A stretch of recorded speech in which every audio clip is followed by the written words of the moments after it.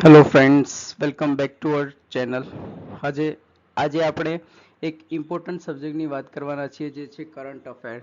તો કરંટ અફેરમાં લોકો ક્યાંક ને ક્યાંક જોતા હોય છે કે ઘણી બધી જગ્યાએ કઈ જગ્યાએ કરંટ અફેર સારું મળી જાય, પણ આપણે 3 થી 4 જ લેક્ચરમાં જે ઇમ્પોર્ટન્ટ કરંટ અફેર છે એ આપણે કવર કરી લઈશું, અને આપણે 2026નું જે કરંટ અફેર છે આપણે એના જ વિશે ચર્ચા કરીશું.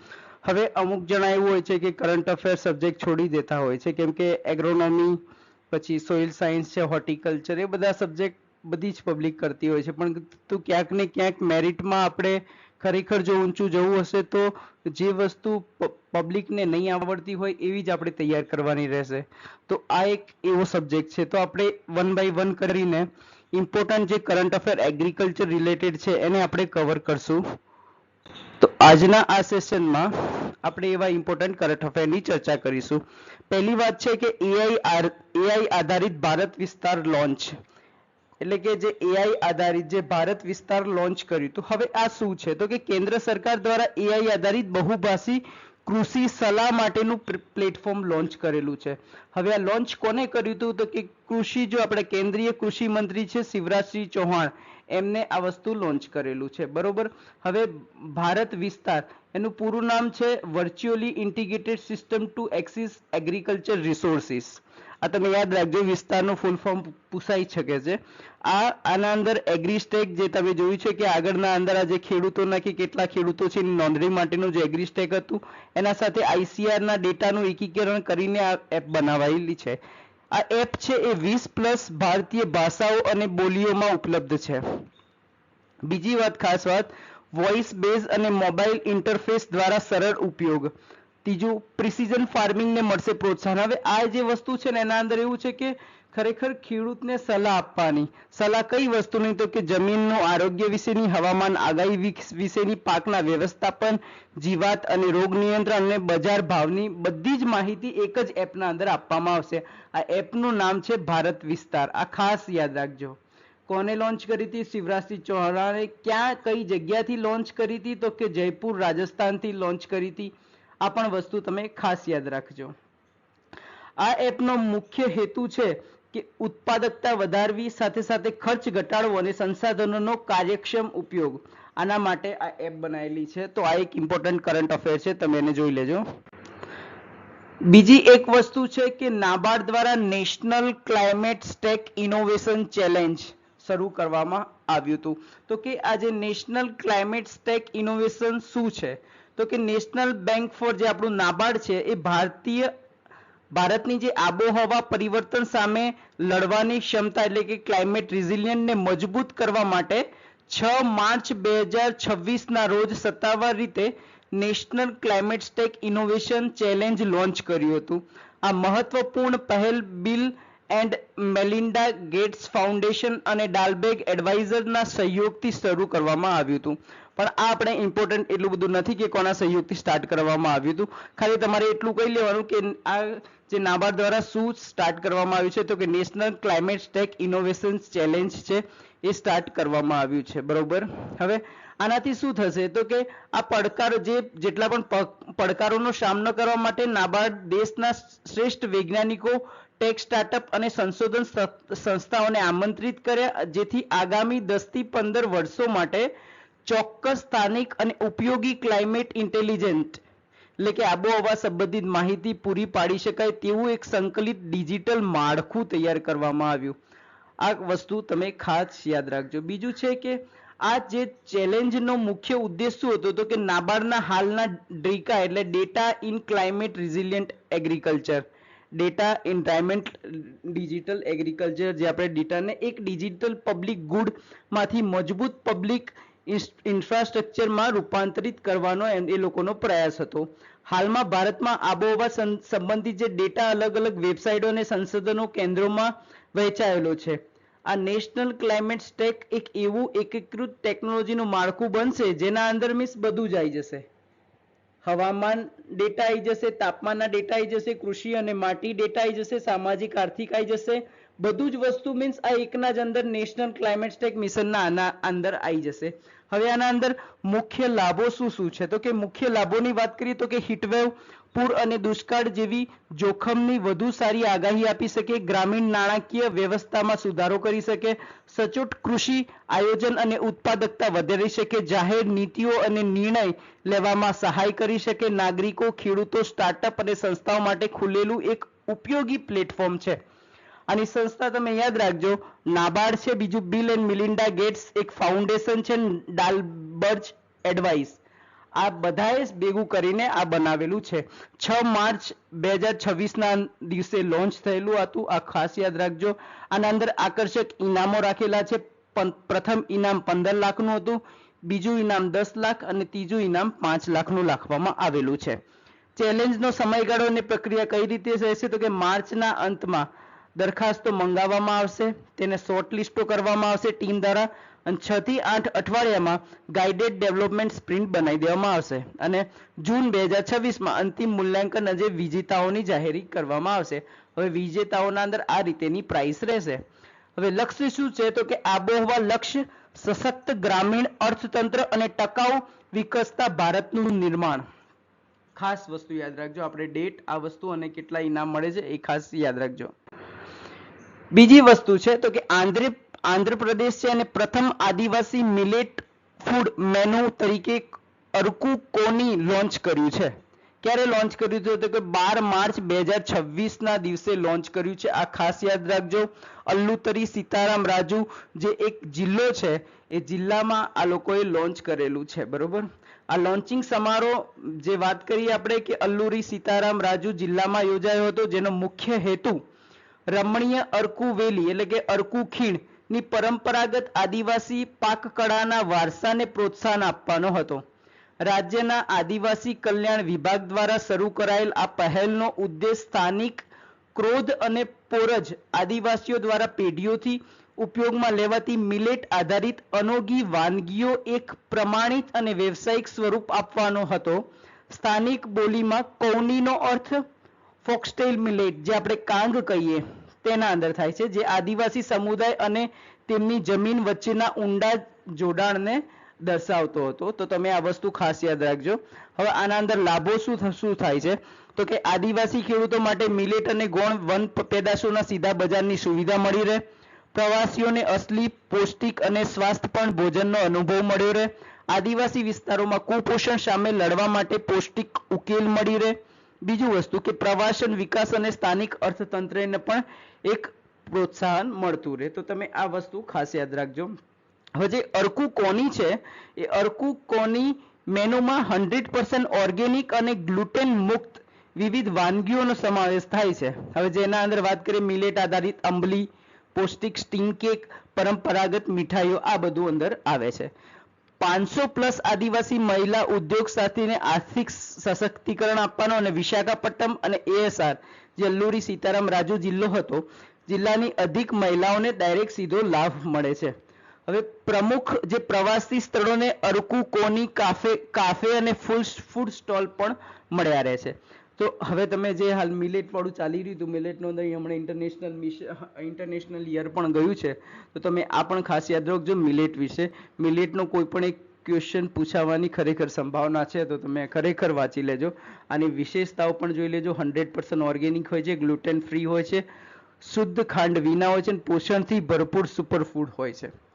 આંધ્રપ્રદેશે અરકુ કોની વાળું ખાસ યાદ રાખજો. બીજી વસ્તુ, એક મિશન લોન્ચ કરવામાં આવ્યું છે. ભારત સરકારની એક નવી રાષ્ટ્રીય પહેલ હતી કે સેહત મિશન.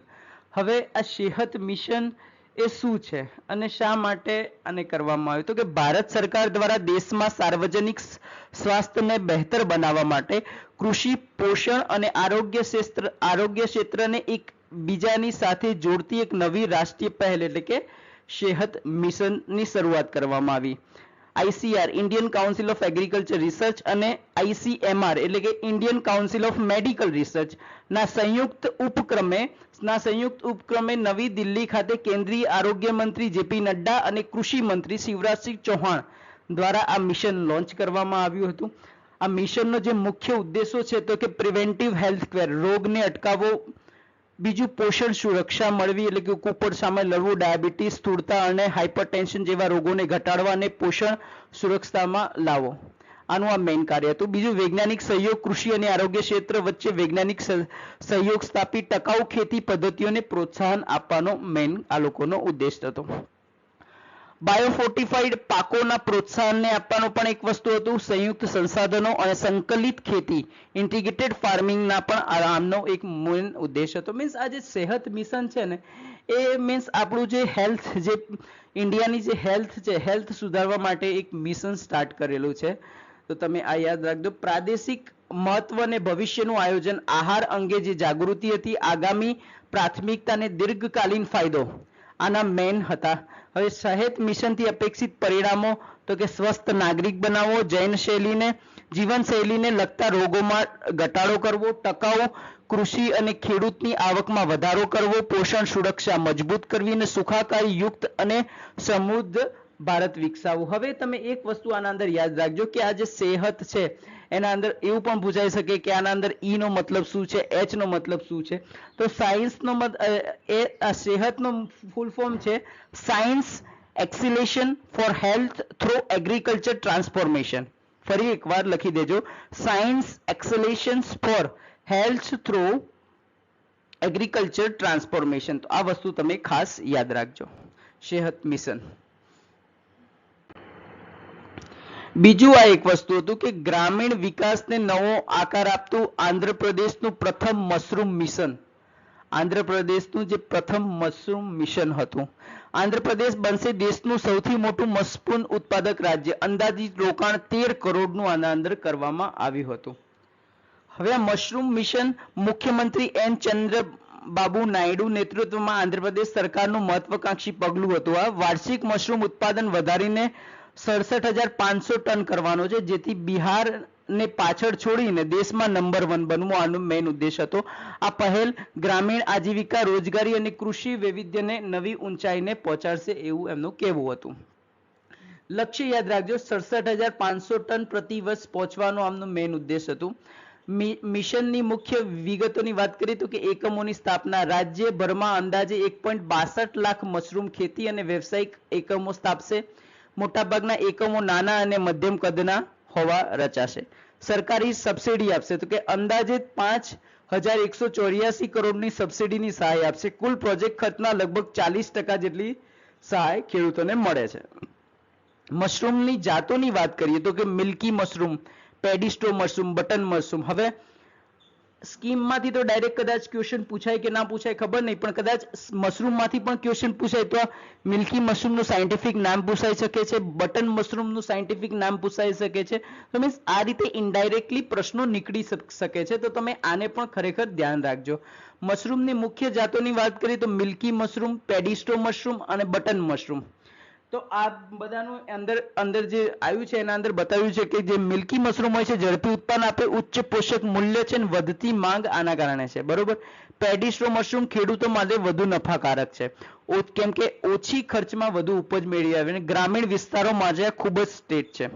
બટન મશરૂમ વધુ વ્યાપારી કિંમત છે, લાંબી સેલ્ફ લાઈફ છે અને સ્થાનિક અને નિકાસ બજારમાં માંગ છે. મહિલા સશક્તિકરણ અને આર્થિક ફાયદા, આને આપણે એટલું બધું જોવાનું છે નહીં. મશરૂમ ખેતીના મુખ્ય લાભ શું હતા તો કે ઓછી જમીન અને પાણીની જરૂરિયાત, ઝડપી ઉત્પાદન અને વર્તણૂક પણ મળ્યું રહે, ઉચ્ચ નફાકારક અને વ્યાપારી સંભાવનાઓ મળી રહે, પર્યાવરણ મિત્ર અને ટકાઉ ખેતી મળી રહે અને ગ્રામીણ વિકાસ, મહિલા સશક્તિકરણ થઈ શકે. આ મેઇન વસ્તુ યાદ રાખજો. બીજી વસ્તુ છે કે આઈટી રોપડ છે એના દ્વારા ભારતની પ્રથમ સંકલિત કૃષિ ઇન્ટેલિજન્સ સિસ્ટમ લોન્ચ કરી હતી. આ પણ એક ખાસ વસ્તુ યાદ રાખજો. આઈઆઈટી જે રોપડ છે એમને લોન્ચ કર્યું હતું. ભારતની પ્રથમ સંપૂર્ણ કૃષિ ઇન્ટેલિજન્સ સિસ્ટમ લોન્ચ કરી હતી. આ સિસ્ટમનું નામ તમે ખરેખર યાદ રાખજો, અન્નમ એઆઈ. સિસ્ટમનું નામ છે અન્નમ એઆઈ. આ ખાસ રાખજો. આ પહેલ હેઠળ વિકસાવવામાં આવેલી આ એક નવી ઇકોસિસ્ટમ પાક આયોજનથી લઈને ફાર્મ મેનેજમેન્ટ અને એડવાઇઝરીની સેવાઓ સુધીની સમગ્ર કૃષિ મૂલ્ય સાંકળને સપોર્ટ કરવા માટે સંસ્થાના centre of excellence in AI four agriculture દ્વારા રજૂ કરવામાં આવ્યું હતું. અધિકારીઓએ જણાવ્યું હતું કે આ જે સિસ્ટમ હતી ને ખેડૂતોની વાસ્તવિક સમયમાં યોગ્ય નિર્ણયો લેવામાં મદદરૂપ થાય છે અને અદ્યતન હવામાન જે મોનિટરિંગ થાય છે ક્લાઇમેટની હાલ જે આપણે જે સૌથી વધારે પ્રોબ્લેમ આવી છે, અને સાથે સાથે બહુભાષી એઆઈ આધારિત સંચાલન હતું. આ પહેલ ભારત સરકારના ઉભરતી ટેકનોલોજીના ઉપયોગ કરીને કૃષિને આધુનિક બનાવવાની સાથે ઉત્પાદકતા, ટકાઉપણું અને આબોહવા સ્થિતિસ્થાપકતામાં સુધારો કરવાના વ્યાપક પ્રયાસોનો એક ભાગ હતો. આ સિસ્ટમના મુખ્ય 3 ઘટકો હતા. ખાસ યાદ રાખજો, સ્વાન સ્ટેશન, કૃષિ ઇન્ટેલિજન્સ કોલ સેન્ટર સિસ્ટમ અને અન્નતમ ચેટ એન્જિન. આ વસ્તુ 3 યાદ રાખજો. સ્વાન સ્ટેશનમાં શું હતું? અદ્યતન હવામાન સ્ટેશનો છે જે યોગ્ય હવામાનની આગાહી અને પાક આયોજન માટે હાઇપર લોકલ આબોહવા અને પર્યાવરણીય ડેટા પ્રદાન કરે છે. જ્યારે કૃષિ ઇન્ટેલિજન્ટ કોલ સેન્ટર સિસ્ટમમાં શું હતું? આ સિસ્ટમ ખેડૂતોની સિંચાઈ અને જંતુ નિયંત્રણ, વાવણી અને લવણી સંબંધિત સમયસર સલાહકારી સહાય પૂરી પાડવા માટે વિકસાવવામાં આવી હતી. પછી આજે અન્નતમ ચેટ એન્જિન છે. આ એક એઆઈ સંચાલિત બહુભાષી સંચાર પ્લેટફોર્મ છે જે ખેડૂતો સાથે તેમની સ્થાનિક ભાષાઓમાં વાતચીત કરવા માટે ખૂબ જ સક્ષમ હતું. આ સિસ્ટમથી ખેડૂતોને શું ફાયદો થાય? તો કે ચોક્કસ હવામાન આગાહી અને પાક આયોજનમાં મદદરૂપ થાય, સમયસર અને વિશ્વસનીય કૃષિ સલાહકાર સેવા મળી રહે, પાકની ઉપજ અને ગુણવત્તામાં વધારો થાય, પાણી, ખાતર અને અન્ય ઇનપુટનો સચોટ અને કાર્યક્ષમ ઉપયોગ મળી રહે, ડિજિટલ ડેટા આધારિત નિર્ણયથી જોખમમાં ઘટાડો થઈ શકે અને ભારતીય કૃષિને સ્માર્ટ, ટકાઉ અને આબોહવા પ્રતિરોધક બનાવવામાં સહાયક બની શકે. બીજું વસ્તુ, આ પણ એક ઇમ્પોર્ટન્ટ ટોપિક છે કે કેન્દ્ર સરકારે ખેડૂતના હિતમાં એક મોટો નિર્ણય લીધો હતો કે ખરીફ 2026 માટે જે એનબીએસ છે એટલે કે ન્યુટ્રિયન્ટ બેઝ જે સબસિડી હતી એના અંદર એક મોટો વધારો કરેલો છે. આ આપણે ખાસ યાદ રાખવાનું છે, બરોબર?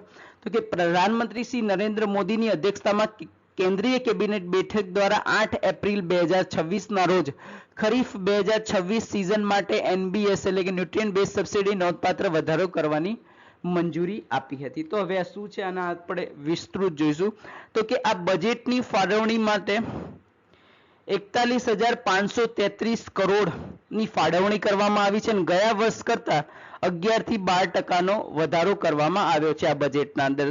આનો મુખ્ય ઉદ્દેશ શું છે? તો કે આંતરરાષ્ટ્રીય બજારમાં ખાતરના ભાવોમાં અસ્થિર વધઘટ સામે ખેડૂતોને રક્ષણ આપવા, ફોસ્ફરસ, પોટાશ ખાતરોની સતત ઉપલબ્ધતા સુનિશ્ચિત કરવા અને 28 અલગ અલગ ગ્રેડના ખાતરોની કિંમતો સસ્તી અને પરવડે તેવી રાખવા માટે કામ કર્યું છે. કાચા માલ અને આયાતી માલના વધતા જતા ખર્ચને સરકારે પોતે ભોગવશે એવો નિર્ણય લીધો છે. ખાતરના ભાવ અને સબસિડીની જો દરોની વાત કરીએ તો કે ડીએપી ના ભાવ સ્થિર ડીએપી જે છે એની કિંમત 1,350 પ્રતિ 50 કિલો બેગ પર યથાવત રહેશે. વૈશ્વિક સ્તરે ભાવમાં ભારે ઉછાળો હોવા છતાં સરકારે ભારતમાં ભાવ વધવા દીધા નથી. મીન્સ આપણને સબસિડી આપીને એમને ઓછું કર્યું છે. બીજું, પોષક તત્વો દીઠ સબસિડીમાં ફેરફાર એટલે કે જમીનની ફળદ્રુપતા, નાઇટ્રોજનના અંદર 10% નો વધારો છે, ફોસ્ફરસના અંદર 21% નો વધારો છે અને સલ્ફરના અંદર પણ 21% નો વધારો છે. આ ખાસ યાદ રાખજો. અમલીકરણ ક્યારથી થાય છે? સબસિડીના સુધારેલ દરો 1 એપ્રિલ થી સ્ટાર્ટ થાય છે. આ પણ તમે અંદર ખાસ યાદ રાખજો. 1 એપ્રિલ થી 30 સપ્ટેમ્બર 2026 સુધી અમલમાં રહેશે. આ પણ યાદ રાખજો. ખાતરનો સ્ટોક કોઈ અછત નહીં થાય. મીન્સ માહિતી અને પ્રસારણ મંત્રી અશ્વિની વૈષ્ણવે જે લાબુક જણાવ્યું હતું કે હાલમાં દેશમાં યુરિયા અને ડીએપી નો સ્ટોક ગયા વર્ષ કરતા ઘણો વધારે છે. એટલે મીન્સ ખેડૂતોને સાથે ચિંતા નથી, કેમ કે હાલ જે પ્રાઇવેટ કંપનીઓના અને મીન્સ જે સરકારે પણ અમુક ભાવો વધારેલા છે, તો એના અંદર ડીએપી અને યુરિયામાં કોઈ વધારો નથી. તે માટે આ ન્યુટ્રિયન્ટ બેઝ સબસિડીનું આ એક ઇમ્પોર્ટન્ટ ન્યૂઝ છે. તો તમે આને પણ જે મેં રીતે કવર કરી એ વાર તમે એકવાર રિવિઝન કરીને જોઈ લેજો. અને આજનો લાસ્ટ ટોપિક, 16 માર્ચ 2026 ના રોજ આંધ્રપ્રદેશે એક ઇતિહાસ રચ્યો હતો. એટલે કે આંધ્રપ્રદેશ ભારતનું પ્રથમ એવું રાજ્ય બન્યું હતું જેને પ્રણામ સર્ટિફિકેશન મેળવ્યું હતું. તો કે આપણે તો જોઈએ પહેલા કે આ પ્રણામ સર્ટિફિકેશન શું છે અને શાના માટે મળે છે અને શું કઈ રીતે કાર્ય કરે છે. તો કે આ જે ઐતિહાસિક સિદ્ધિ આંધ્રપ્રદેશ ફોરેસ્ટ ડેવલપમેન્ટ જે કોર્પોરેશન દ્વારા પ્રાપ્ત કરવામાં આવી હતી, જે ભારત સરકાર તરફથી આ પ્રકારનું સ્વૈચ્છિક થર્ડ પાર્ટી એક્રિડિએશન છે. આ એક પ્રકારનું થર્ડ પાર્ટી એક્રિડિએશન મેળવનાર દેશની પ્રથમ એજન્સી બની હતી. આ મહત્વપૂર્ણ સમાચાર સંપૂર્ણ વિગત આપણે હવે જોઈએ કે શું હતું. તો કે શાના માટે આ મળ્યું?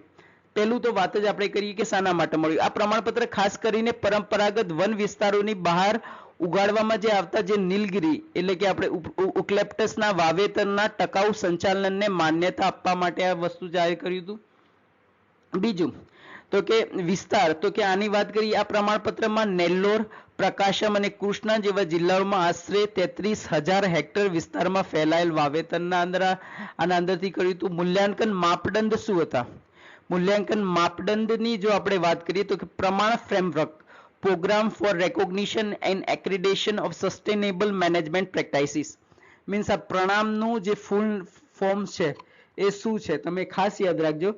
Programme for recognition and accreditation of sustainable management practices એટલે કે પર્યાવરણીય ટકાઉપણું, કાયદાકીય ટ્રેસેબિલિટી અને સ્થાનિક આજીવિકા સામે સામાજિક સુરક્ષા સહિતના કડક માપદંડો આધારે વન પેદાશોનું મૂલ્યાંકન કરે છે.